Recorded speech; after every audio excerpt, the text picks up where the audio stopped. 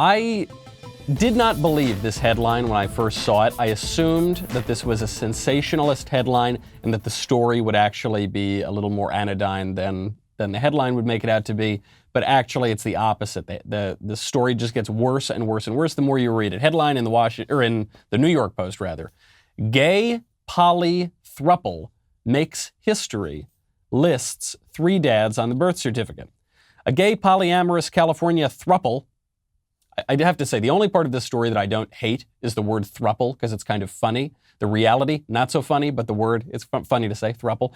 A gay polyamorous California throuple made history in 2017 when they became the first family in the state to list 3 parents on a birth certificate.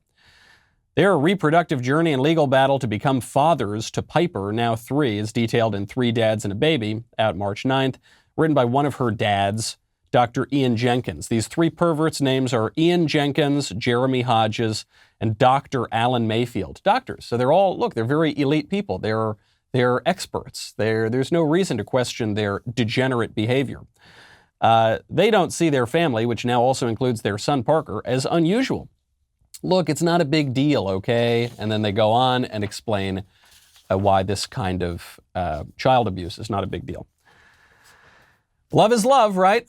Love is love. Love is love. By the logic of love is love, this makes some sense. I said this at the time when people were talking about redefining marriage and they were trying to turn it from a basic question about the nature of marriage to a question about civil rights and what, you hate gay people and what, you're a mean old guy or something. I said, by the logic that is being pushed here, there is no limiting principle. Scalia made this point too. I mean, the conservatives the actual conservatives at the time of the Obergefell decision made this point. They say this has nothing to do with animus for anybody because of sexual desires or anything like that. We're simply asking, what is marriage? If marriage has gone from being a natural union of husbands and wives for the sort of telos of family creation, procreation, the basic political institution, if it goes from that, and then you take away the entire sort of telos, the entire purpose of that, the entire historical understanding of marriage and the natural purpose of it, and it just means love is love, then there's no reason that it should only include 2 people. Forget even the question of men or women. There's no limiting principle. You could have 10 people in a marriage if it's all just about love is love. And look, they love having a baby. So what, are you going to limit that? What are you, selfish? This also shows the question to be a completely ridiculous argument when sometimes you'll hear, mostly libertarians, but sometimes conservatives will say this. They'll say, look, I don't want the government involved in marriage anyway. The government is involved in marriage, in part, not least of all, to prevent this kind of child abuse. But the government failed to prevent that kind of child abuse. Sure, because conservatives and libertarians basically pulled away from the entire debate and said, we don't want to use the government. We don't want to use our political power. We don't think that we should stop the left from running roughshod over our culture anyway. So we've just handed the reins of power over to the left. We shouldn't be surprised when they abuse that power. But the state obviously has a role in this. If the family is the basic political institution, then obviously any political organization from the local to the national level is going to have some interest in that institution. This is the most selfish thing I have seen, maybe ever. Certainly the most selfish big news story I've seen ever. Some people are saying, Michael, you don't know if the child's going to be abused. You don't, and I'm not saying that the guys are all like the Marquis de Sade and they're all going to start doing all sorts of heinous things to the baby. I'm saying this is the abuse. The whole thing is the abuse. Initially, what it seemed like these 3 people were going to do, these 3 men, was that they were going to adopt a fertilized embryo, so a little miniature baby that was frozen through various other bioethically not totally sound reproductive practices. And so they were going to adopt it, implant it into a surrogate, rent some woman's womb, have the baby grow, and then that would be the baby. And that would be bad enough, but it actually is a bioethically different question because the embryo already existed, the baby was already created and then thrown in a freezer like happens all too often today. But then that didn't work. According to this story, they tried that a few times and the babies died, basically, the little tiny embryos died. And so what they did was, their quote, a friend named Megan came to the rescue and donated her eggs to the trio. So what these guys did was they went out and they created a baby for the express purpose of denying that child the ability to know her mother ever, and then to be raised in a perpetual orgy. That's what love is love, right?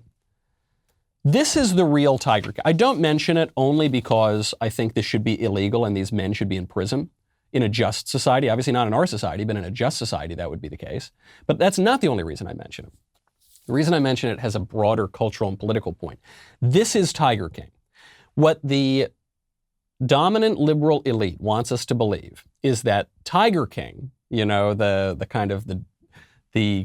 kind of crazy behavior and the sexual bizarre arrangements and all this kind of selfishness, that happens on a tiger farm in Florida. It's Florida man. It's the guy, Joe Exotic with the mullet, and he talks funny and he smokes a lot of meth or whatever, and he's in this exact relationship. He's in this sort of gay throuple. No. The real Tiger King culture happens with our elites. These are medical doctors, right? I think so. Maybe they're just using the term doctor a little more broadly than that. But you've got two doctors. These guys have advanced education. They seem to be fairly well off because these processes are pretty expensive. They are engaging in far more egregious behavior than any Florida man like Joe Exotic ever did. The depravity of our culture does not come from the deplorable, irredeemable, bitter, clinging people in the middle of the country who voted for that fascist Trump. The depravity, far greater depravity, comes from the liberal elite that pretends to be so much better than us, that tells us how to live our lives. Think of the children is an overused line, and it is often exploited by demagogues, so I try to avoid the line. I don't want to sound like the lady in The Simpsons. Won't somebody please think of the children? However, there are some circumstances where you actually need to think of the children. Think of what a selfish monster you have to be to do this to a baby. I mean, I'm now seeing a baby like quite a lot, and a baby's keeping me up quite a lot. A baby has a right to his parents. Sometimes, obviously, kids are in bad circumstances, and kids can be adopted in certain ways. Let's not forget, of course, that there are something like 32 couples trying to adopt for every baby up for adoption in the United States. But this is a totally different, to create a baby, to deny the baby his mother, to put these babies into this bizarre, selfish sexual situation. Absolutely outrageous. Tommy Tuberville, new Republican senator, made this point on the Senate floor. He said, there are times in this country, even if the line is overused, when you do have to think of the children. We've got to start teaching our young people moral values again. That starts with putting God and prayer back in our schools. Our kids need structure, and they need to learn right from wrong. I've watched everything that has happened in education over the past few decades. From a front row seat on my sideline as a coach, it's embarrassing. As a person who chooses to spend their career in education, I now have the opportunity to say something as a United States Senator. Our young people are our number one hope for this country's future. If we don't recognize that, we're going to lose our country as we know it. So what Tommy Tuberville is saying here, it's not some emotionally manipulative play. He's stating a truism, right? The children are the future, in as much as we're born, we grow, we die, and then the next generation rinses and repeats, right? So when you look, I've been saying this for years, when you look at a university campus, it's not like that's some little zoo and then the kids are going to get fixed when they get into the real world. You're looking at the future. You're looking at a crystal ball for your country. So if children are educated to exercise their moral conscience, practice the virtues, learn their nation's history, love their country, and develop their faculties of higher learning, their higher reason, that is going to lead to one kind of a country, a good country. If on the other hand, kids are not taught even sort of the rudimentary things that will help develop their faculties of reason. And they're also taught a bunch of cockamamie left-wing theories about how terrible their country is and about how awful conservatives are or something and how awful the founding fathers are. If they're taught that they can't even discern right and wrong, that you can't trust your moral conscience, if you're taught that you can't make judgments from the natural world, you can't make ethical judgments, then you're going to have a different kind of country. You're going to have Tiger King country, which these three perverts are showing us pretty clearly.